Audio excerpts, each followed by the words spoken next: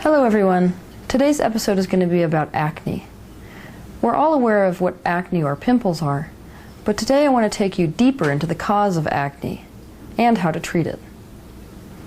Acne is a disorder which affects the oil glands which are at the base of your hair follicles.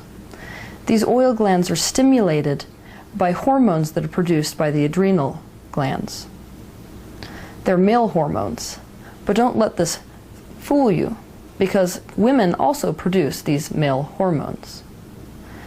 The peak in these hormone levels is why you would be more likely to get an outburst of acne around puberty, or for women, around the time of your menstruation.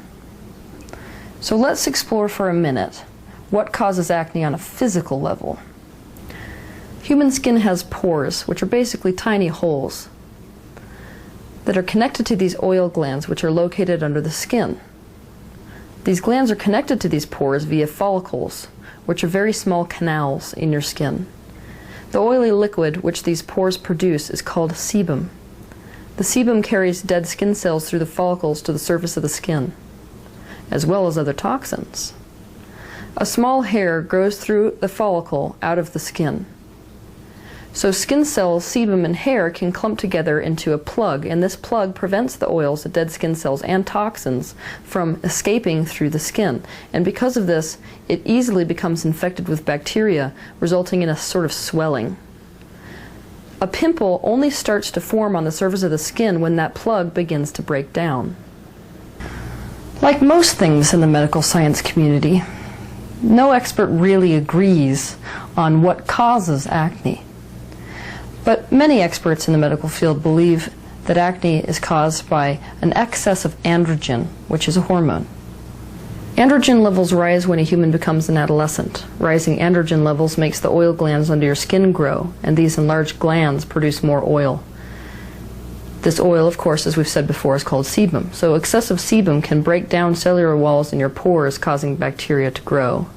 This condition also appears to be hereditary. On the physical level, acne is caused by two things. The first being the excess in androgen, which causes an excess in sebum, which is skin oil. But that can't cause acne in and of itself. If that was the case, everyone with oily skin would have acne, but they don't. That's because acne is caused by two things in conjunction. The first being what we just mentioned, the oily skin, the excess production of sebum, which is caused by a hormonal imbalance. The second being the fact that that sebum is mixing with toxins in your blood and lymph liquids. This, of course, causes the perfect breeding ground for bacteria to grow and flourish. Bacteria do not cause acne. Instead, the unhealthy environment in and on your skin invites them. This is why for years and years you can try to get rid of acne, but it seems to come back over and over again. The host organ, which is your skin, has remained an unhealthy environment, which is hospitable, of course, to bacteria. The difference between someone who has acne and someone who doesn't is that the person that does not have acne has a body, especially liver, kidneys, and lymph system, which is clearing the blood of toxins. Someone who has acne does not. Previous to adolescence, your body is not being flooded by androgenic hormones. Once you hit adolescence, it is being flooded by those androgenic hormones. And what most people don't know is that the liver is what's actually filtering out those excess and those unused hormones. But the liver can only filter so much. And so when you enter adolescence, your body's getting flooded by the toxins that are created by the excess androgenic hormones. This overload of hormones is also what happens to the body during a woman's menstrual cycle. The liver's not capable because it's not functioning properly because of our lifestyle.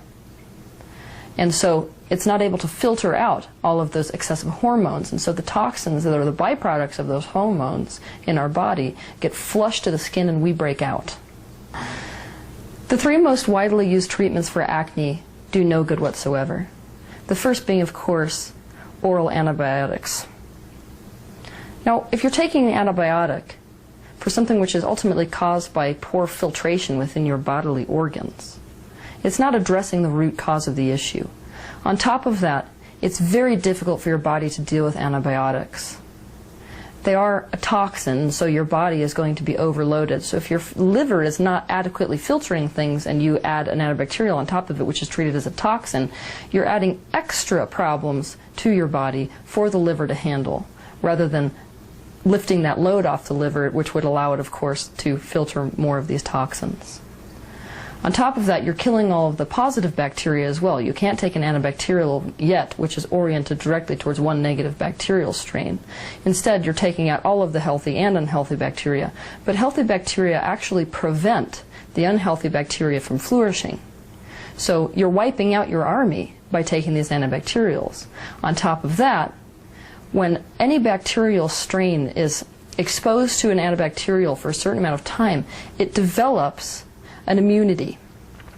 It basically mutates so that it can exist in your bodily system in the presence of the antibacterial, which is why so often people take those antibacterials for something like acne, and to begin with they see this period of time where it improves, but then the symptoms come right back because the particular bacteria which they are infected with in the skin pores has developed a resistance to the antibacterial which they're taking. Steroids are a synthetic hormone, and we've already identified that the root cause, one of two root causes of acne, is the fact that you are producing too much hormone and your body can't filter out that hormone, and those hormones are treated in the body like a symptom of toxicity. And so by taking a steroid, you're actually adding to the hormonal issue, which is the root cause of acne. Accutane decreases your body's ability to create sebum. But Accutane is a flat-out toxin, and it is treated exactly like a toxin. It is pushed directly into your liver, and the liver, as we said before, is already not functioning properly. This is a recipe for absolute disaster. It is a toxin, which is why, while you're on Accutane, you have to go in for doctor visits to get your enzyme, your liver enzyme levels monitored. So you're pumping a poison into an organ which already can't deal with the poisons, which is the cause of the acne in the first place. And that is not to mention the disastrous side effects that can be seen in conjunction with Accutane. So as usual in the medical community, we're dealing with the symptom and not the root cause, which is why we do not have a good cure for acne within the medical science community. So now I'm going to explain to you how to cure acne on a physical level. As usual, we have to go more in depth to the actual cause of acne, which is always thought patterns. But first, I'm going to address with you what physical steps you can take. Now, of course, this is an overview. If you wanted to reorient your life so that you could get rid of acne, and that was your one goal, there are about 1 million more things you could be doing. But I'm going to hit the sort of play-by-play most important points which will help you to get rid of your acne. Eat an alkaline diet that stabilizes your blood sugar. Unstable blood sugar wreaks havoc on your insulin levels, and that wreaks havoc in turn with your androgen levels. Do not eat simple or refined sugar, simple starches, alcohol, or simple carbohydrates. You can easily find lists online of what simple sugars, simple carbohydrates, and simple starches are. Don't eat those foods. As far as the body is concerned, alcohol is a simple sugar. The human body is not designed to eat simple or refined sugars, simple starches, or simple carbohydrates. The very worst things for acne are white sugar, white flour, white rice, soda, alcohol, high fructose corn syrup, and fruit juice. And if you want to stay alive long term, don't even touch artificial sweeteners, such as aspartame, NutraSweet, Equal, or Splenda. Stimulants also affect acne in a big way. So, no caffeine and no stimulants. They cause serious blood sugar imbalance. They kick your adrenaline levels into high gear. That messes big time with your hormone levels. Stress also affects acne in a serious way.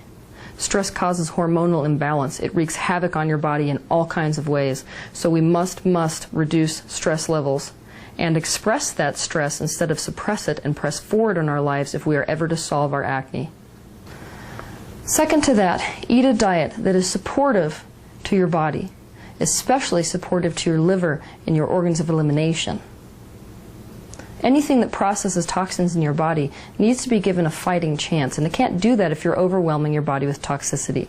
So the more toxic and more processed your foods are, the more difficult time your body's going to have eliminating those toxins, and the more likely it is that those toxins will manifest themselves by coming through your skin. I am of the opinion that meat is not compatible with the human body. It is especially important to at least understand that red meats are not good for your liver, neither is dairy. So if you want to get rid of acne, do not eat dairy and do not eat red meat. If you can't give up dairy completely, drink goat milk and eat goat cheeses that are unpasteurized instead. If you want to eat meat still, make sure you find grass-fed organic meats. Thanks to our current food industry, the hormones and toxins in meat, fish, dairy, and eggs are pretty much unparalleled.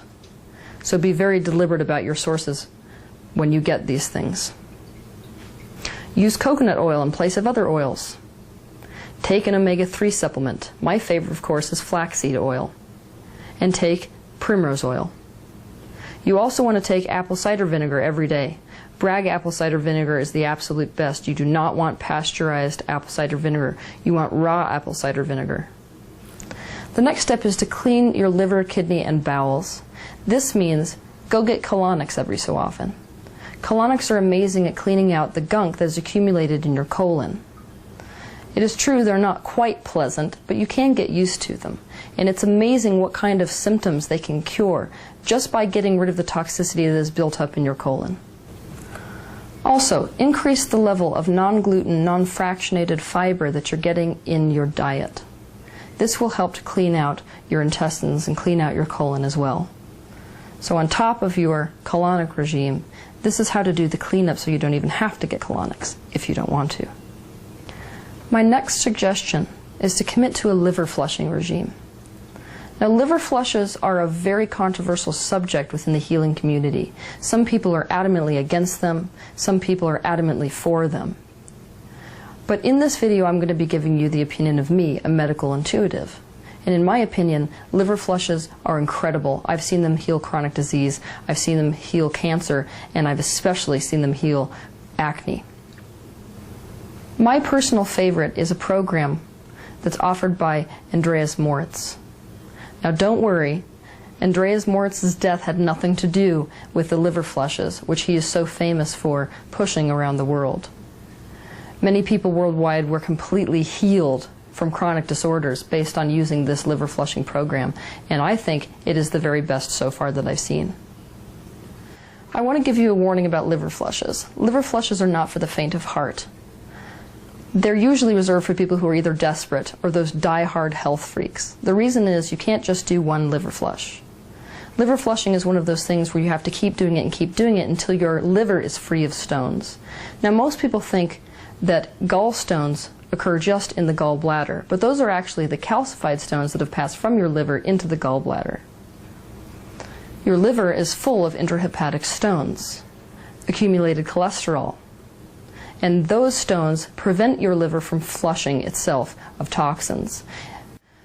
When bile can't pass through the ducts because it's blocked by stones, your body cannot filter toxins like it could if it was clear of stones.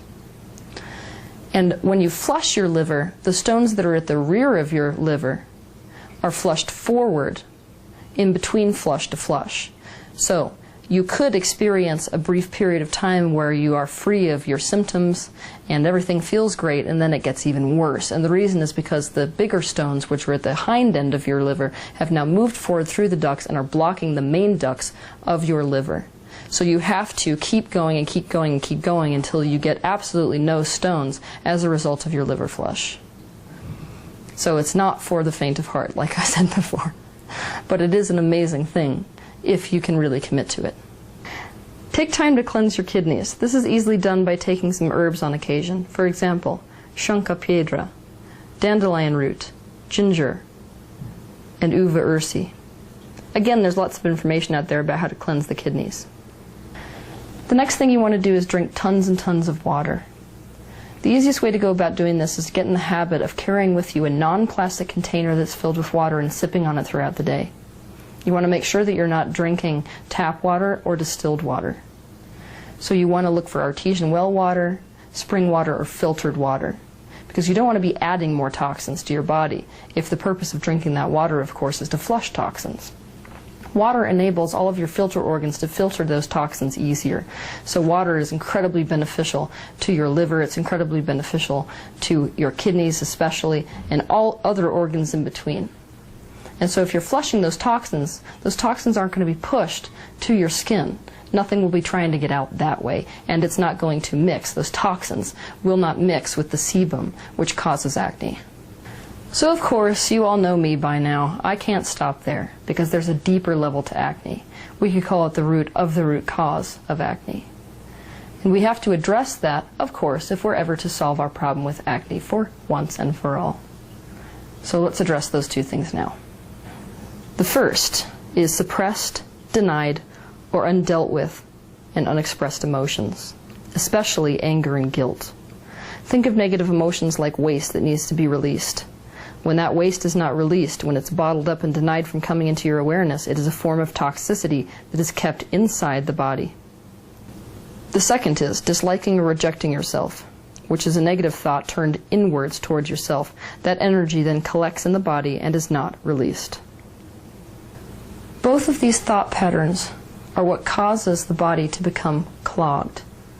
The emotion is suppressed, that suppressed emotion and that negative emotion which is turned inwards doesn't have anywhere to go because it's not being expressed. And so, on a metaphysical level, it clogs the system.